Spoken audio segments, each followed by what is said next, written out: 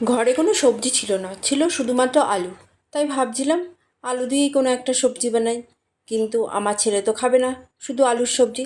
তাই ভাবলাম চলো এমন একটা কিছু বানাই যেটা খেতেও হবে টেস্টি, আর তবে নিরামিষ তো বানাতেই হবে, কেন আজকে তো নিরামিষের দিন। চলো তাহলে ময়দার তরকারি রান্না করি, আর তোমাদের সাথে রেসিপিটা শেয়ার করছি। খেতে জাস্ট ফাটাফাটি হয়। দেখো আমি কিছুটা মতন ময়দা মেখে নিয়েছিলাম। তারপরে ময়দাটাকে খুব ভালো করে জল দিয়ে ধুয়ে নিতে হবে, যতক্ষণ না পুরো পরিষ্কার জলটা হয়। আর চিপে চিপে দেখো এই জলগুলো আমি বার করে নিয়েছি। এবার ওর মধ্যে থেকে ছোট ছোট বড়া করব, তো সেইভাবে ছোট ছোট করে টুকরো টুকরো করে কেটে নিলাম। কোনো রকম শেপ দরকার নেই, দেখো এইভাবে ছোট ছোট করে টুকরো করে নিলেই হবে। আর এটা কিন্তু মায়াপুরের একটা ফেমাস রেসিপি, খেতে জাস্ট ফাটাফাটি হয়। দেখো এই কটা আমার ছোট ছোট টুকরো করে নিয়েছি। এরপরে কড়াইয়ে আমি সাদা তেল দিয়ে দেবো। তেলটা খুব ভালো করে গরম হলে গ্যাসের আঁচটা কমিয়ে দিয়ে আমি ওই ছোট ছোট যেগুলো বড়ার আকারে ওই টুকরোগুলো করেছিলাম সেইগুলো তেলের মধ্যে দিয়ে দেবো।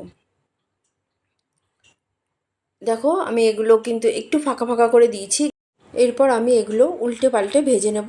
আর গ্যাসের আঁচটা কিন্তু অবশ্যই কমিয়ে রেখে ভাজবো। আর বড়াগুলো যখন দিয়েছিলাম তখন কিন্তু ছোট ছোট ছিল, ভাজতে ভাজতে কিন্তু অনেকটাই এটা ফুলে যাবে। এইভাবে আমি সবগুলো আর কি, যেগুলো আর কি বড়ার আকারে করে রেখেছিলাম সবগুলোই আমি ভেজে নেব। দেখো এখানে আমার এই কটা মতন বড়া হয়েছে। এবার আমি রান্নাটা করব, এই জন্য ওই তেলের মধ্যে আমি হাফ চামচ মতন জিরে ফোড়ন দিয়ে দিলাম, আর দিয়ে দেবো গোটা গরম মশলা ফোড়নের জন্য। ফোড়নটাকে আমি একটু ভাজা ভাজা করে নেব। এই রান্নাটা কিন্তু মায়াপুরের ইস্কন মন্দিরে নিরামিষ একটা বিখ্যাত রান্না বলতে পারো। এছাড়া অন্য কোনো মন্দির বা মঠেও কিন্তু এই রান্নাটা হয়। এবার দেখো এই আলুগুলো আমি দিয়ে দিলাম, ফোড়নটা রেডি হয়ে গেলে ছোটো ছোটো টুকরো করে আলু কেটে রেখেছিলাম, সেই আলুটা একটুখানি নাড়িয়ে চাড়িয়ে ভেজে নেব। 2-3 মিনিট পর নাড়াচাড়া করার পর আমি সামান্য একটু হলুদ আর সামান্য নুন দিয়ে দেবো, দিয়ে নাড়িয়ে চাড়িয়ে নেব। এরপর দেখো এর মধ্যে আমি দিলাম 1 চামচ মতন আদা বাটা, আর 5-6টা কাঁচা লঙ্কা একসাথেই বেটে নিয়েছিলাম সেটা দিয়ে দিলাম। দিয়ে নাড়িয়ে চাড়িয়ে নিয়ে আমি এখানে পরিমাণ মতন হলুদ গুঁড়ো আর দিয়ে দিচ্ছি 1 চামচ মতন কাশ্মীরি লঙ্কার গুঁড়ো কালারের জন্য, আর 1 চামচ জিরের গুঁড়ো, 1 চামচ ধনের গুঁড়ো দিয়ে খুব ভালো করে কষিয়ে নেব। এরপর দিয়ে দিলাম টমেটো বাটা।